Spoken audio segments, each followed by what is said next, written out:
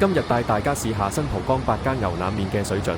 新蒲崗不愧為平民美食天堂，呢次又有好多驚喜發現。第一站嚟試下仁愛街嘅粥麵鋪，呢間鋪5、6年前開喺彩虹站上面嘅牛池灣村，搬嚟新蒲崗後又急速喺太子開多間分店。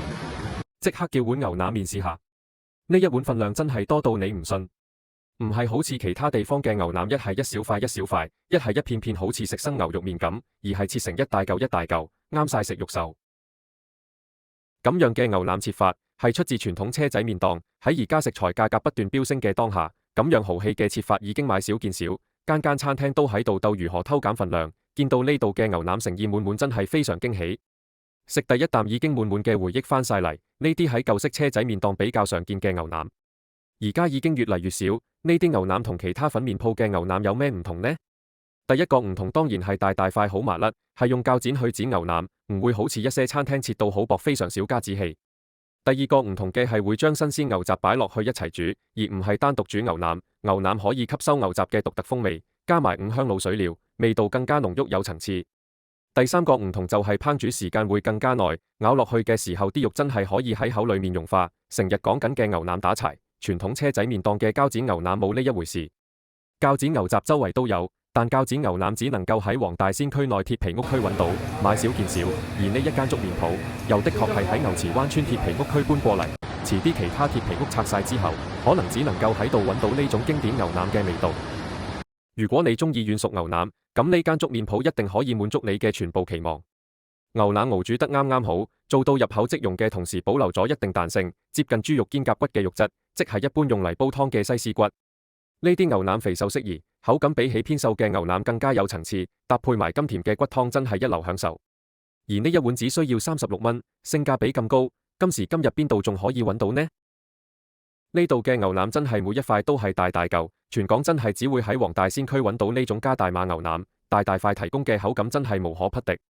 你可以見到每一塊牛腩嘅含水量都好高，係因為加埋脂肪含量好高嘅牛雜一齊煮，牛腩都會變得更肥美並且鎖住水分。搭配埋甘甜不油膩、骨香味十足嘅湯底真係一流。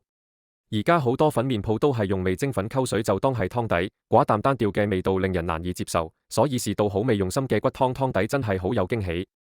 呢啲肥美軟熟嘅牛腩搭配幼麵就啱晒，唔同口感形成強烈嘅對比同衝擊。同爽韌有彈性嘅牛腩一定要搭配河粉，有異曲同工之妙。呢度仲有豬潤、豬雜、黑柏葉、鵝腸、薑蔥魚皮、油渣麵呢啲其他地方比較少見嘅美食，都有牛丸、魚蛋、雲吞呢啲大眾化嘅選擇。各式粉麵跟凍飲都係39蚊，性價比真係唔錯。如果你想清清淡淡嚟碗牛丸、墨魚丸、魚蛋湯粉麵，呢啲同區其他餐廳賣緊35蚊以上嘅粉麵，呢度只需要29蚊，呢個價格好似翻到去10年前咁。食完正宗車仔檔牛腩，下一站我哋試下清湯腩。呢間嘢一出地鐵行幾步就可以去到，非常方便。喺啟鑽商場地庫街市裏面，叫做牛脾氣潮州粉麵。呢間連牛腸都有得食，牛膀、牛肺、牛肚、崩沙腩都有，叫得潮州粉麵，梗係都會有各式丸類，價錢中規中矩。一碗牛腩麵40蚊，如果鬥價格一定鬥唔過同區老店，畢竟開喺冷氣街市，咁鬥質素呢？一齊試下。可以見到份量都還可以，牛腩嘅顏色非常吸引，從顏色同肌肉纖維都可以知道係新鮮牛肉。呢度嘅牛腩非常肥美，比起絕大多數餐廳，肥肉嘅比例都更多，好接近爽腩，口感軟糯。牛腩相當入味，有少少白胡椒同薑味，呢啲係正宗嘅潮州牛腩。潮州人習慣用清湯煲牛腩，以保存食材原味。加牛腩，增香去腥嘅南薑落去壓力煲一齊熬，壓力煲一出氣就用細火燜20分鐘，再加白蘿蔔落去燜多5分鐘。最正宗嘅潮州清湯腩仲會放芹菜，咁樣燜出嚟嘅牛腩原湯鮮甜，牛腩軟滑。潮州人仲會搭配米飯一齊食，食牛肉嘅時候仲會好似打邊爐咁蘸沙茶醬，別有一番風味。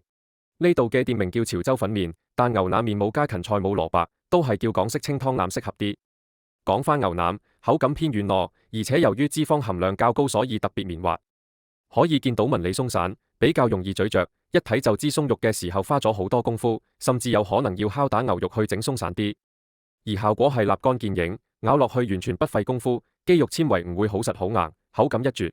40蚊一碗嘅牛腩麵份量算可以，而家好多新開嘅牛腩粉麵，牛腩都會切到好薄好短，然後鋪到好似成碗都係咁。其實份量非常少，而且係用好鬼死多蔥掩蓋住啦隙，嗰啲真係食過唔會再去。呢度嘅幼麵非常爽彈又咬口，仲要完全冇鹼水味，真係難得嘅好麵。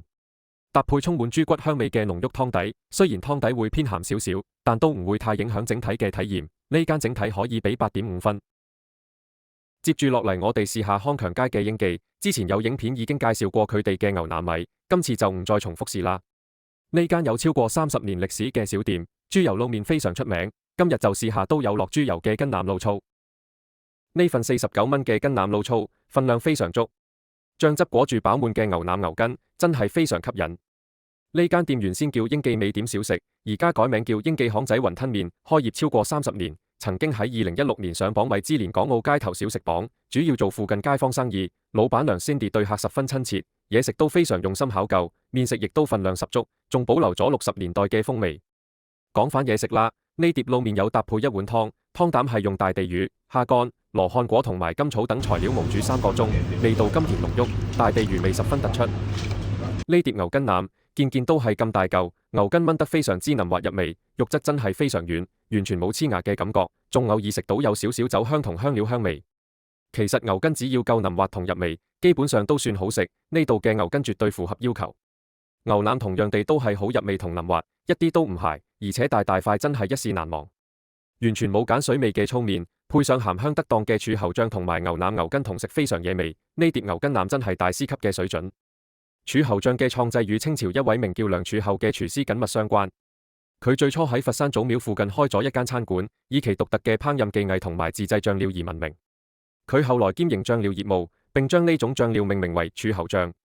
晚年嘅時候，梁柱侯對製醬方法進行咗進一步嘅改良，選用了更優質嘅原料，如黃豆、白糖、鹽、芝麻等，令到柱侯醬嘅風味更加芳香可口。梁柱侯過身後，後人繼承咗佢嘅製醬方法，並推而廣之。柱侯醬逐漸成為咗嶺南地區嘅特色產品，並喺粵菜中佔據了重要地位。食完呢碟加咗豬油嘅筋腩麵之後，食一嚿呢度免費提供嘅酸酸甜甜醃蘿蔔，真係絕配。如果大家嚟呢度一定要試下佢哋嘅雲吞，佢哋嘅雲吞一啲都唔馬虎，每隻都用一隻半鮮蝦同新鮮豬肉製作，用本地工場出品嘅雲吞皮包製。老闆娘 Cindy 同埋店員每日都需要包製過1000隻雲吞及水餃，每隻都足料又鮮甜彈牙，推薦大家一試。接住落嚟，我哋試下英記隔離嘅蘭記金牌牛雜粉麵。呢間鋪喺新開，開咗都唔夠1年。呢個鋪位之前係開咗一間香港仔魚蛋王，再之前係茶餐廳，裝修好新，但都係用硬凳，好似唔想你坐咁耐咁。閒話不多說，叫碗牛筋腩有麵試下。呢度嘅牛腩有肥而不膩嘅肥膏，牛腩頗為爽嫩，其他地方都少有嘅嫩滑，但味道就偏鹹略為可惜。牛筋睇落有光澤，非常靚，但我覺得有啲太腍。湯麵嘅牛筋預期中係會有些少咬口，但呢度嘅牛筋就好似炆得太耐。最理想嘅牛筋湯麵，牛筋應該要軟糯彈牙，容易咀嚼但又不失咬口。呢度嘅牛筋就太過軟熟，不合我個人喜好。幼麵就合格出品，爽口冇鹼水味，湯底都係偏鹹，但都算可以接受。呢碗筋腩麵48蚊，價錢都算合理。店內仲有牛雜、豬手同埋各式潮州丸類粉麵，雖然係新店，但都唔會話好貴。晚市繁忙時段店內都唔多客人，同隔離人頭湧湧嘅英記形成強烈對比。